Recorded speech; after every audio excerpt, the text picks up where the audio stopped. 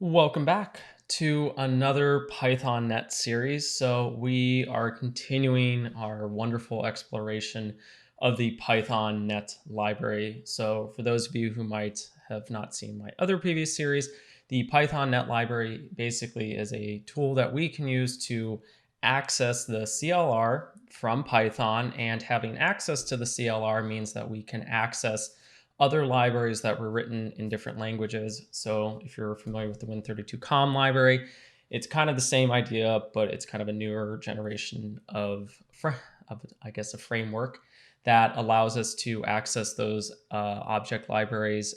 So a lot of the the Microsoft Windows system libraries and things like that. And really what it's doing is it's helping us extend the functionality of Python. So we've seen that we can access the System.Data namespace, the System.Reflection namespace, and a whole bunch of other ones. Today we're going to talk about a very popular namespace, and that is the System.Windows.Forms namespace. So that particular namespace gives us the capability of building Windows Form applications from Python. Obviously, this can excite a lot of people because Python, I'm not going to diss on it because I think there are obviously libraries out there that allow you to make user interfaces and stuff like that, but normally it's through Django and stuff like that. It always hasn't had the greatest reputation, I would say, per se, when it comes to form applications. So that's something where you could build a form application, but it was often limited in, I would say, the design aspect of it. And so what we'll find with the Windows.Form namespace is we can actually integrate some, I would say, more complex components into our form application. And really the nice thing about having a form application is that it allows us to kind of make a simple user interface that allows us to bundle some of the automation processes we might have developed somewhere else down the road, but now we're just kind of bundling it with this user interface. And that user interface then allows a user to kind of benefit from what you wrote, but not having to actually write or manipulate the code themselves. So ultimately, this is how it's going to look. I say ultimately because it's going to take a few videos. And in fact, it's not even done, but this is kind of where I'm at right now. And so a very, very bare bones version of a form application that has two buttons, a combo box, a label, and some other stuff. Obviously, I am extending this to do certain other things. So what ideally we want to be able to do is click Load Assembly. It will import a list of all your interop assemblies in a particular folder. So this is the one for your Microsoft shared folder or something like that. It's the Office tools. And then what we're going to do with these particular interop libraries is we're going to parse them like we did in the System.Reflection namespace.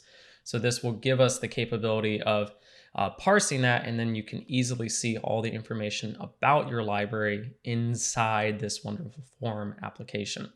So that's the end goal. That's ultimately what we're trying to do.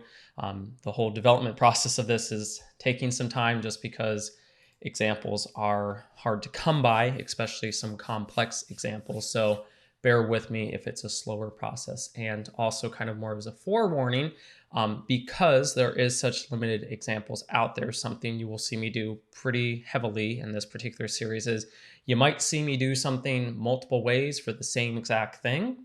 The reason I'm doing that is I'm trying to show you multiple different ways of doing the same exact thing.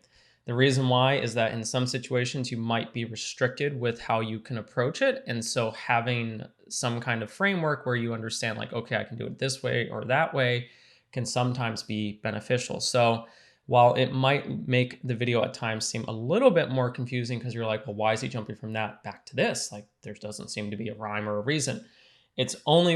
I'm only doing that because I'm trying to give you as much content as possible. So that way you can easily kind of experiment and not seem restricted with what you can do. So that's the only reason. All right, so first things first, anytime we use the Pythonnet library, we need to import it. So import the Pythonnets library. All that means is we're going to import our CLR library.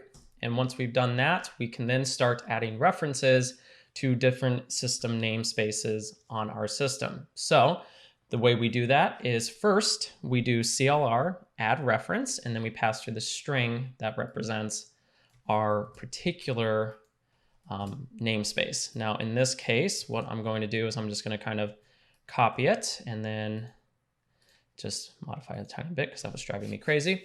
But to add a reference to a system namespace, it's simply CLR, so the Pythonnet library, then the add reference method, and then we pass through a string, which is the name of the system namespace that we want to. So we're going to be using the system input output namespace. So this is actually for an open file dialog console. So we're probably not going to get to the first couple videos, but later down the road, I will show you kind of how to open up those particular consoles from your form application. We're going to obviously do a lot of sizing. We're going to do a lot of specifying the location and even in some cases drawing new shapes. So we're going to need the System.Drawing namespace. This has a wonderful abundance of objects that will make that process easy. We then also have the System.Reflection namespace. Well, obviously that one makes sense because if you saw my System.Reflection namespace series, in order to parse these assemblies, we need to use that namespace. Additionally, we're going to be using the System.Threading namespace.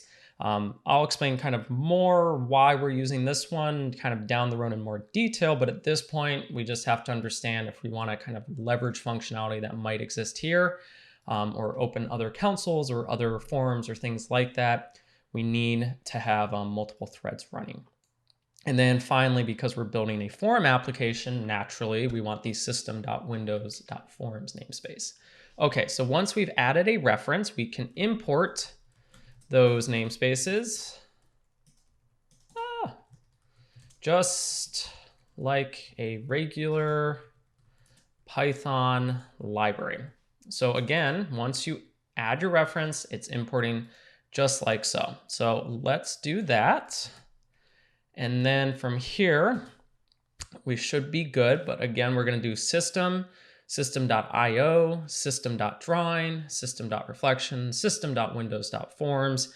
And then from system threading, we're going to be importing some individual objects. Now, this is also a good point. You can, because again, you can import it just like a regular Python library. You can specify just particular objects that you want to import. So you don't have to import necessarily everything, but you can. And then also, if you wanted to, you can give your libraries alias names as well. So it's up to you how you want to approach it. Sometimes you might find it's a little bit easier to read or just type and stuff like that. I'm lazy. I guess lazy is not the right word to use in that example. I like consistency, so I just kind of leave it as is. All right, so once we've done this, we can actually start building our particular form application. Now, it's important to understand we need to treat our form application like a class object, right? So it's an object that we're going to be creating, and we're going to be bundling some functionality to that object. So things like, open up a file or parse a file or, I don't know, show a label, something like that. So we're going to be bundling some functionality. That functionality can range in complexity, but again, think of it as functionality. It's trying to do something. It's trying to, show you a label or parse a file. So we're bundling that functionality. And then we're also going to be bundling some attributes that describe our particular object. So things like its name, things like its color maybe, things like its size. So we're just bundling all that information, so the functionality and kind of the attributes of our object, into a single object that we can then easily create. And then from there, we can call it from Python. Now, kind of how we need to think about it is we're building this more complex object, a form application, which is made up of simpler objects. So it's made up of a button, it's made up of a label, a combo box maybe, maybe it's made up of a list box, whatever you might want to think of it. This more complex object is made up of smaller, simpler objects. Now, some people would argue a button can be very complex when you start looking at the code behind it and what you can do with it. But generally, we can kind of think about building this more complex object from a simpler object. So the first thing we're going to do is create our Interop Explorer application class object. I'm calling it the Interop Explorer. So we're going to use the class keyword, and then we're going to do interop explorer. And then the nice thing about class objects in Python is you can inherit from other objects. What that means is take all the functionality that exists with that particular object and make sure that I can access it in my object. And so what we're going to be saying is, hey, from the System.Windows.Forms namespace, there is an object called form. I would like my class interop explorer object to inherit from that form object. So there's certain functionality that I want from that form object, and there's certain attributes that I want from that form object in my own interop explorer object. And so really what it's doing is it's kind of giving us a template to build off of. So we don't have to create everything from scratch. We can just take this kind of pre-built template, use it in our own template or our own object, and then just kind of modify it as we see fit. So what that means is we get this nice template that we can then extend its capability from. So maybe it's extending the capability to open a file, to parse a file. That might have been functionality that didn't previously exist, but we're taking that template and we're simply extending its functionality. So that's kind of how I like to think about it. Yeah. All right, so every time we create a new instance of our object, we call that initializing a new object. Sometimes we want certain things to happen when we create a new instance of our object. And so when we create this new instance, maybe we want to define its size. Maybe we want to define its color. Maybe we want to define some buttons that exist on our wonderful form object. Well, lucky for us, we can define all the things that we want to have happen when we create our new object inside the special method called the double_init method. So this is called a dunder method. So that's short for double underscore. And basically these are special methods that can be associated with certain objects in Python. And with those dunder methods, we can basically leverage some of the functionality that they're associated with. So with the double_init method, we're saying, hey, every time you create a new instance of this object, do something. And so that's what we need to think about with the init functionality.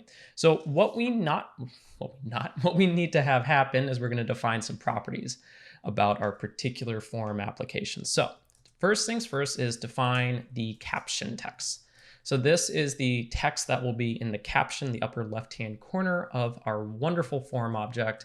So we're going to call the self.text property. And then we're going to do and assign a string to it called interop explorer. Now you might be going, Alex, how did you know that was supposed to be text? I didn't. So I read the documentation. So the nice thing is a lot of this stuff can be found on Microsoft. The challenge is it's written usually for C#. So you've got to take that C# code and convert it to Python code. Sometimes it's easy, sometimes it's not. So normally what the process looks like is you go to the website. So in this case, I'm looking at the System.Windows.Forms namespace. I find the object in question that I want to understand a little bit better. So in this case, I know I'm working with a form object because I inherited from it. And I scroll because there's a ton of objects here. Oh, there's my form object. So I click it and I just kind of look a little bit and I'm like, oh, okay, this is kind of cool. Looks interesting. All right. So, oh, there's lots of stuff here. And I notice, okay, here's a nice example that I can maybe leverage. Okay, so form.1.text. Okay, so that sets the caption. Great.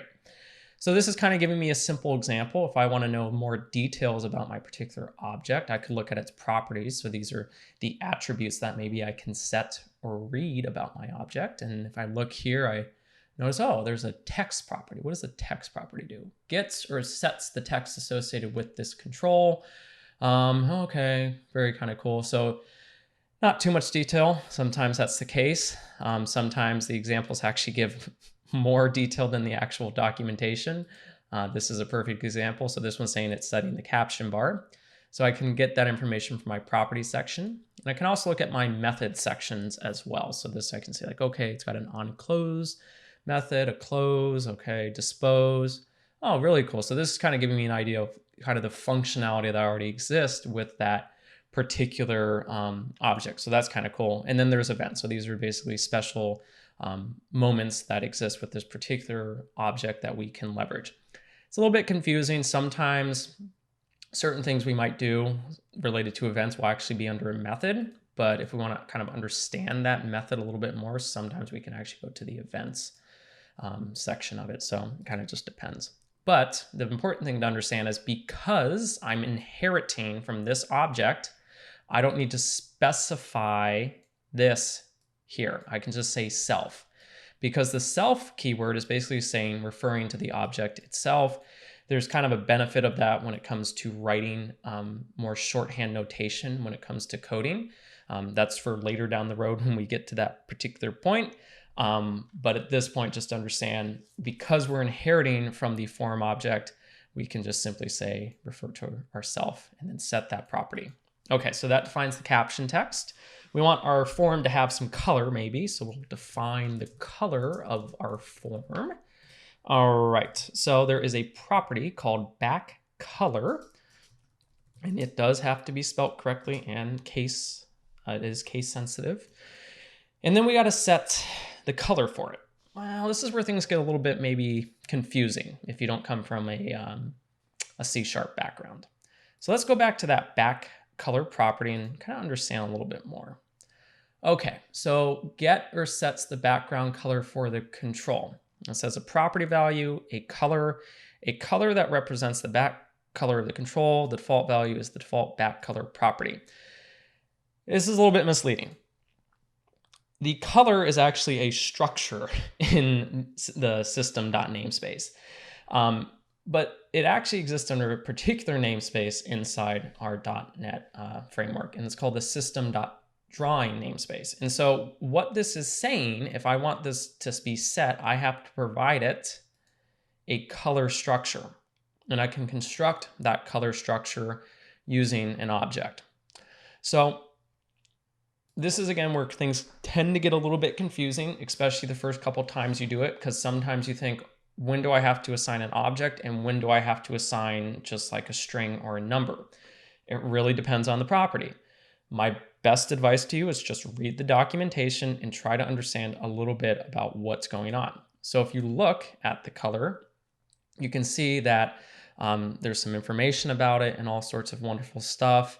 And with this one, it's actually not too bad, but you really basically can just create a new color object, and then there's different ways to construct that particular color object. So there's not necessarily just one way of doing it. You can actually do it many different ways. And so part of that is, if you look at the methods, you can see from ARGB, and then from known color, from name, and stuff like that. So this is basically saying there's multiple ways to grab a color or create this color structure. So in my case, what I'm going to be doing is I'm going to go into my System.Drawing.color. And so this is my structure, and I know there's a method called ARGB. Okay, now let me learn a little bit more about that one, because I'm not entirely sure what's all here. Okay, so with the from ARGB method, there's a couple different ways we can use it. We can pass through 4 ints, so 4 int32s, 3 int32s, an int32 and a color structure, or just 1 int32. If I pass through 4, I'm defining the alpha, the red, the green, and the blue. So that's determining the color and then how transparent it's going to be, denoted by your alpha. So higher alphas mean it's more opaque. So it means it's easier to see. Lower alphas mean that it's harder to see, so it's more transparent. So if I pass through 4, I'm defining an alpha. If I only pass through 3, it's implicitly assumed that we want it to be fully opaque.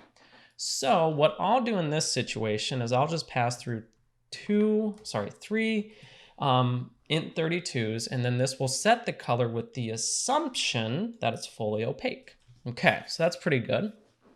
So we've got a form, it's got some text, it's got color. What are some other things about my wonderful form that I want to change? Well, I think something that might be useful is the actual size of my form, right? So define the size of my form. Okay, so we'll do the self.client size. So this actually defines the size of our particular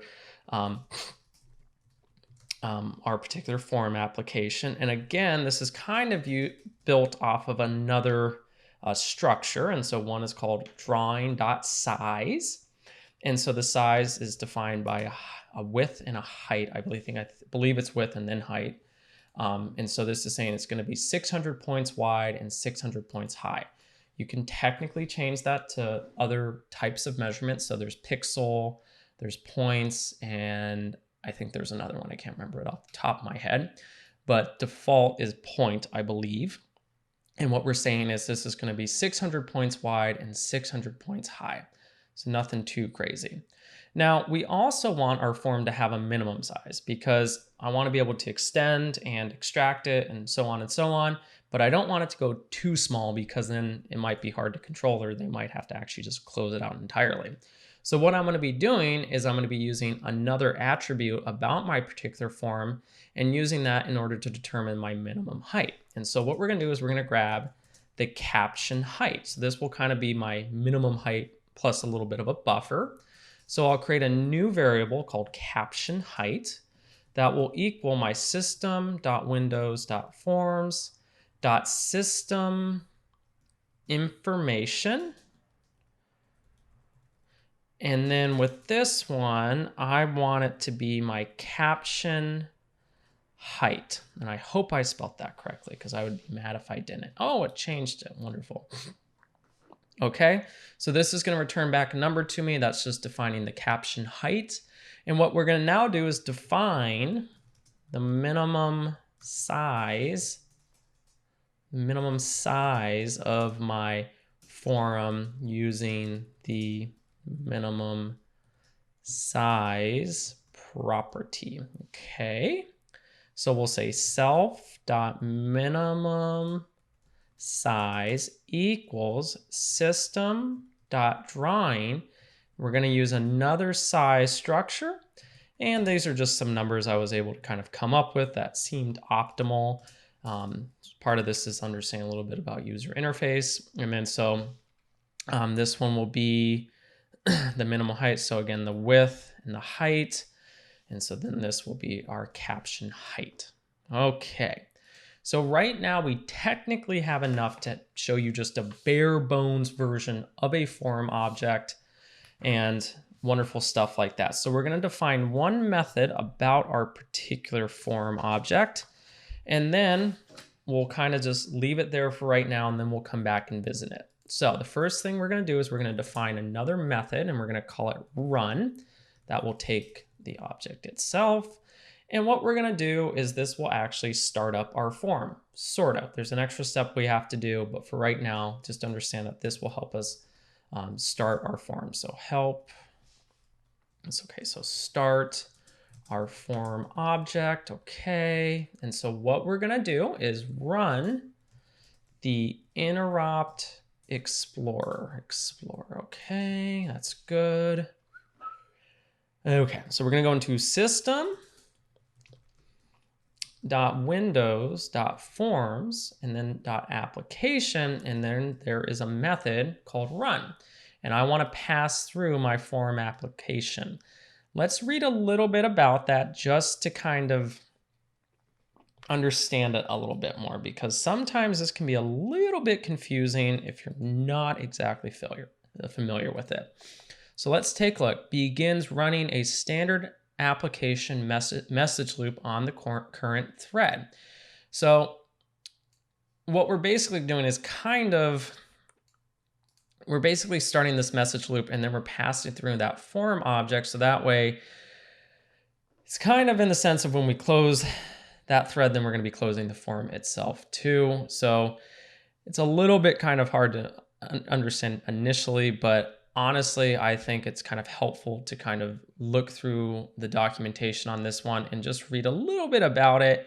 So that way you can kind of understand what's going on. And again, if you're kind of, a little bit confused, you kind of have some documentation here, and then do things. But basically what it's going to do is it's going to, start your application. And then once we start adding more components to it, it creates those components and does all the wonderful stuff to it. And so Once we kind of close that thread, then it closes the application itself. So that's the next thing. This next method we're going to be doing outside of our class object. So we'll create a new method and we'll start with def, and then we'll go main form thread. This will make a little bit more sense when we want to do the console component. So first, initialize the form. And so what we're going to do is we're going to say interop form equals the interop explorer, a new instance of it. Great. Let's just print something on the console. So print some info on the console. And so what we'll do is we'll say print a new instance of the interop explorer has been created. All right. And then from here, this is again a little bit, might be confusing, but just bear with me. So we're going to define our new Windows.Forms application object. And so what we'll do is we'll call it the WinForm app. That will equal a new System.Windows.Forms application object. Okay, so this will kind of represent a message loop. I understand that. Okay.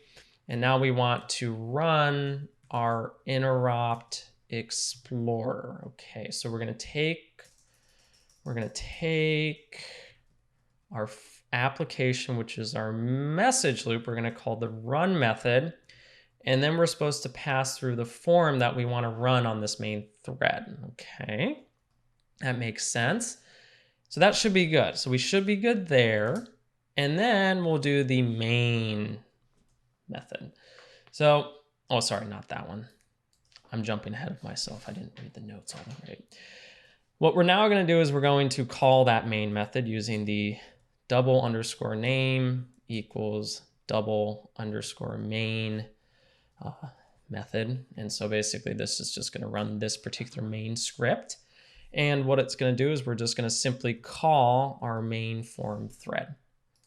So what we're going to say is run the main message thread. Okay. Create our message loop, pass through our form object, and then this should work. Okay, let's see what happens. Okay, so right now we have a bare bones form application. Okay, so it's still got its minimum size. That's great.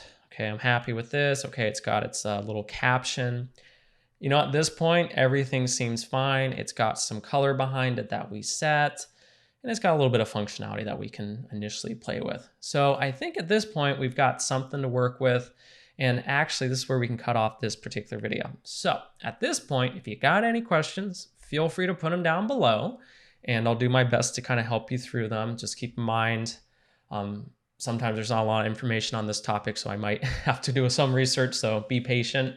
But yeah, again, if you have any questions, feel free to put them down in the comments below. Otherwise, what we're going to do in our next video is we're going to create some components for our application to have, some buttons, for example, and then we'll just kind of do that and see what happens. So thank you again for watching, everybody. We'll see you in the next video.